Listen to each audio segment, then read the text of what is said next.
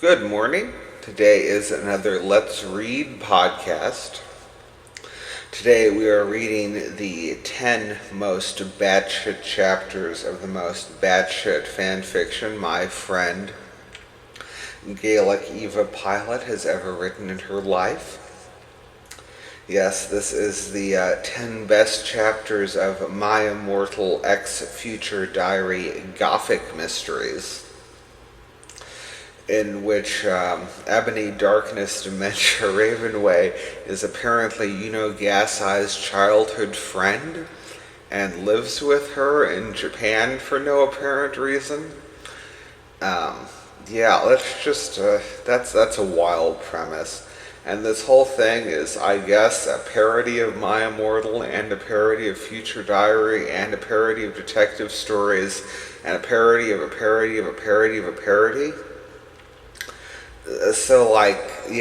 We're going to read the, what I think are the 10 most bullshit chapters.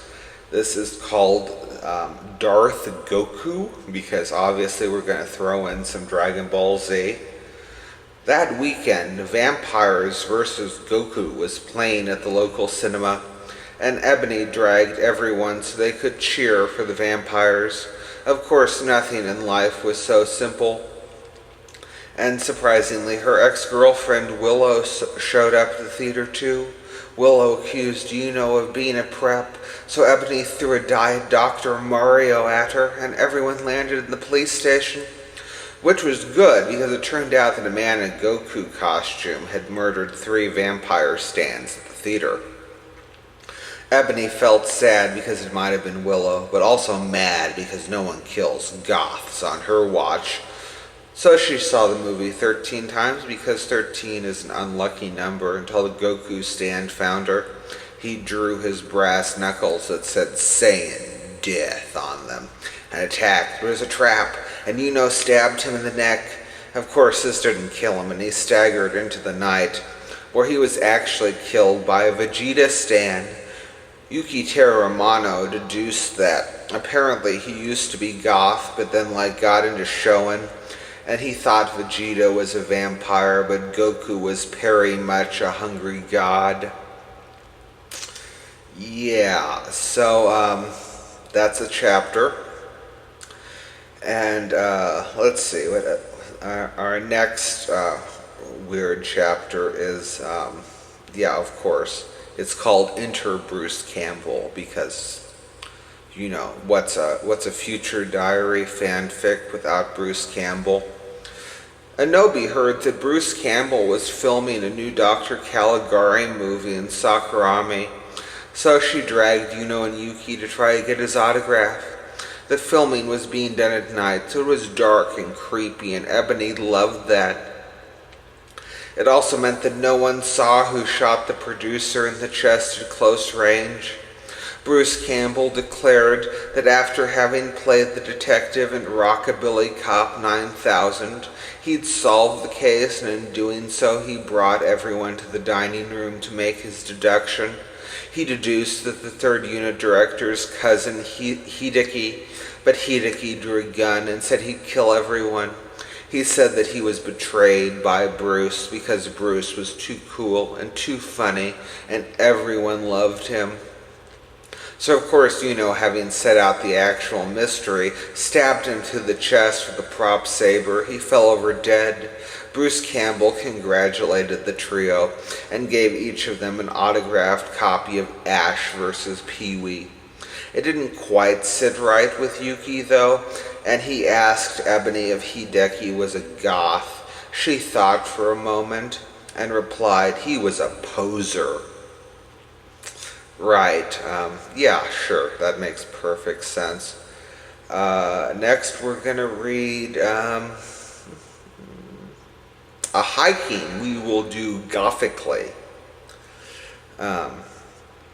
Ebony groveled at Yuno's feet for having an adventure with her boyfriend without her, but Yuno wasn't going to get jealous of Ebony because the gothic girl was her only real friend, and friends don't axe murder each other, at least with witnesses around.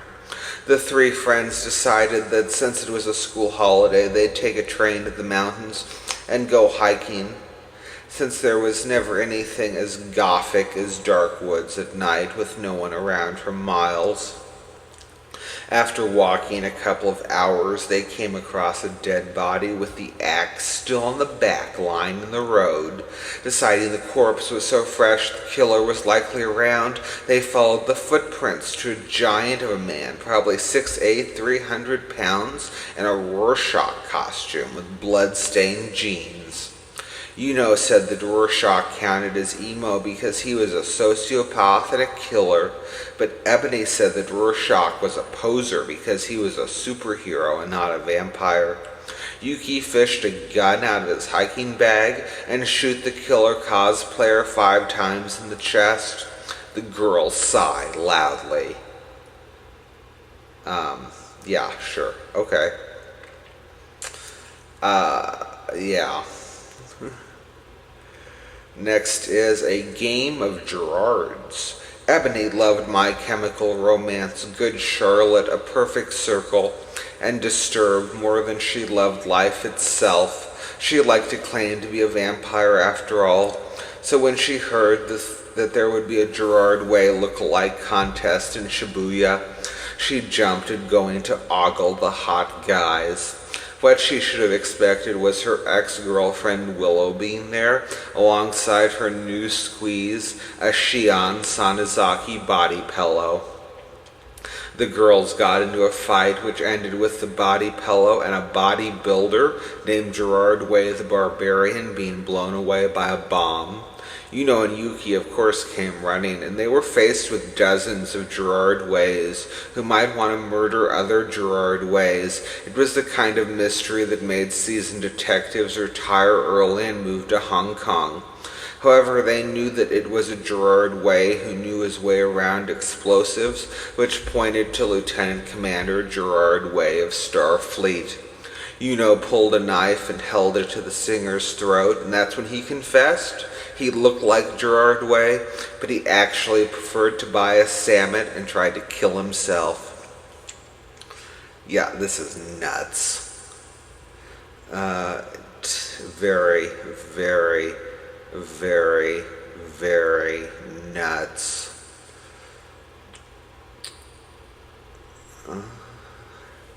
This is The Case of the Ape. The 3 friends were watching Vampire Ball Z and trying to figure out if Draku Goku would go Super Emo 3 when there was a knock at the door.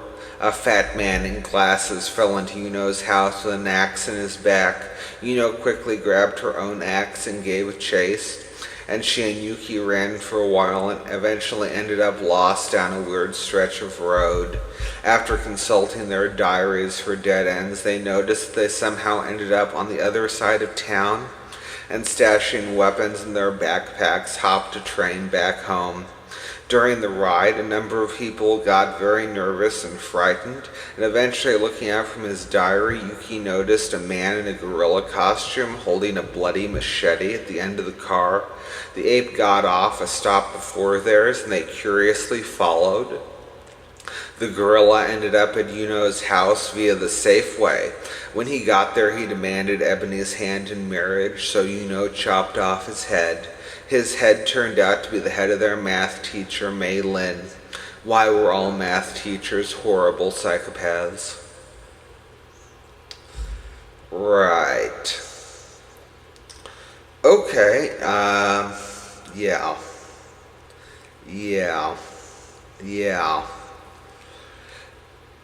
Next we've got The Case of the Ancient Aliens. Ebony's favorite book was Twilight, New Mexico, about an alien vampire who falls for an Earth vampire, and the two of them join the football team, and then the Marines, and then the police force together. Her friend Bella sent her a copy from Utah, and she read every page within a week. Thus she dragged Yuno and Yuki to the Museum of Ancient Aliens in Osaka. Their experts on ancient aliens gave lectures about how aliens were responsible for everything. At the exhibit on how Hera and Zeus were technically warriors from the belt of Orion, Ebony noticed the gods looked a hell of a lot like her friends and acted a hell of a lot like her friends, but she spoke to the tour guide, and he was stabbed by a man in a gray alien costume. The trio gave chase, and the little gray alien through the various halls of the exhibit on alien involvement in the creation of cell phones, cellos, and mac and cheese, until they cornered him.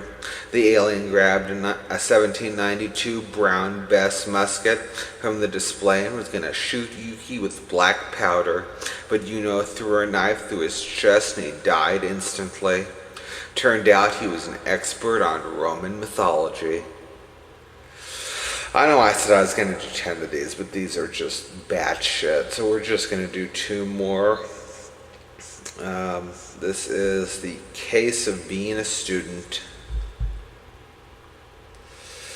Mr. Stephen Snape, chemistry teacher at Hogwarts School of Prayer and Miracles, yeah, they went there, arrived in Sakurami with a briefcase full of notes and a very serious expression. Despite having been expelled for not being Christian and accepting Satan into her heart, Ebony forgot to turn in an essay 3 years earlier, and he had come to make her complete the stupid thing. Snape was a serious man who looked exactly like Chief Inspector Snape, and like Severus Snape, despite not being either. Looked around for a moment. Sorry about that. Had to pause while my phone was ringing. It was not important. Where was I? Oh, yes, he looked just like Severus Snape, despite not being Severus Snape. He looked around for the closest hot topic and instead ran to Uryu Minune, anti-theist terrorist extraordinaire, who killed anyone who practiced any kind of religion whatsoever, especially weird conservative Christians like Snape.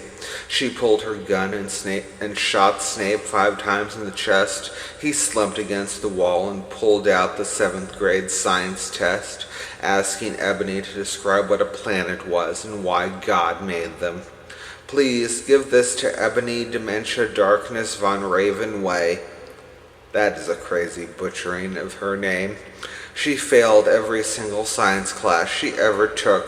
Great, you're Gas Eye's friend's tutor? Like, screw that. When she was finally given the bloodstained science assignment, the now 15-year-old Ebony glanced at it and then at Uryu and pronounced, "But I want to be a sales girl." Okay. I know I said 2 more the last time, but we're really going to do 2 more this time. Let's try this one, The Case of the Hobbit. How are they going to butcher Lord of the Rings? The discovery of Homo floresiensis caused quite a stir among the students in Sakurami, except for Yuno, Yuki, and Ebony, who thought Tolkien was a jolkin. Get it? Except that the local Visual K Cafe started displaying floresiensis bone replicas in their window, so now they had to see the darn hobbit's face every time they went to get coffee. Of course, the skull was stolen, and the barista stabbed in the back trying to defend it, thus bringing the detective trio into the case entirely against their will.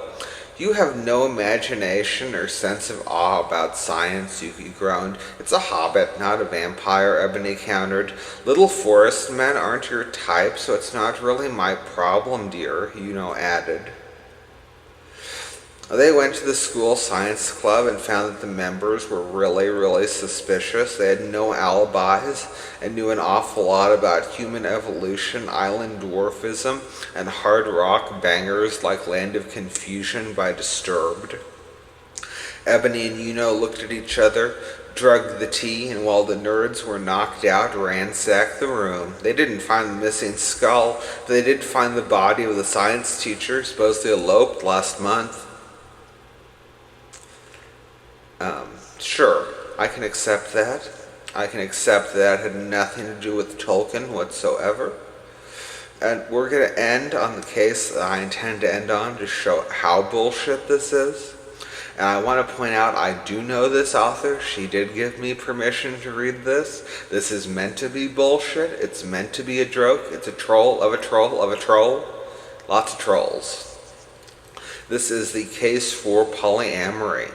While wandering around the mall, Ebony found a staircase leading up from the Build-A-Bear. At the top was a well-furnished apartment belonging to Nero Wolfe, the armchair detective. He sat back on his chair and began to deduce everything from Ebony's expulsion from Hogwarts School of Prayer and Miracle to her favorite movie and that she liked Jason better than Freddy. Surprised, she asked Nero Wolfe how he knew these things, and he replied that everything in the world can be deduced and explained by the man who listens and understands.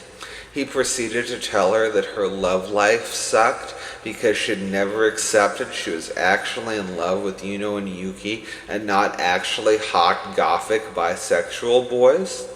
Ebony frowned because Yuno was not polyamorous in the least and would probably put an axe through her skull if it came out she liked Yuki, who was certainly a hot bisexual boy, a sad hot bisexual boy. Nero Wolfe further explained that the missing dog that she was currently looking for had been kidnapped by followers of the House of Hanover and could be found at the Ren Fair going on north of town. So gothic, so very gothic. Thanks you for listening.